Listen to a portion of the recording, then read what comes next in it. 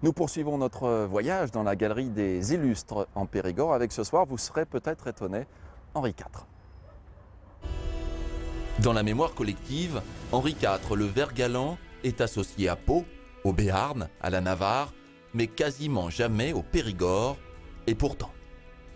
Henri IV, roi de France, roi de Navarre, mais aussi comte de Périgord, ce qu'on oublie souvent. Comté de Périgord dont il a hérité par la famille d'Alpray, dont il descendait par sa mère. Donc un personnage important pour le Périgord, bien entendu. Mais Périgord dont il s'est très peu occupé, puisque la plus grande partie, en effet, de sa jeunesse a été de conquérir le trône de France.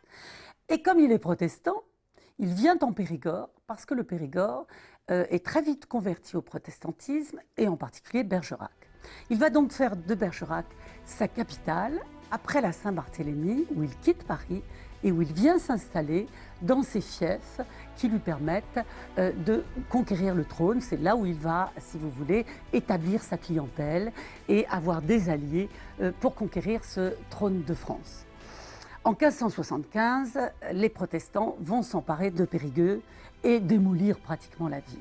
Et c'est le seul futur roi de France qui viendra à Périgueux, qui constatera les dégâts que les protestants ont fait dans cette ville, mais très vite, donc il la quittera. Il n'aura pas le temps de la relever de ses ruines.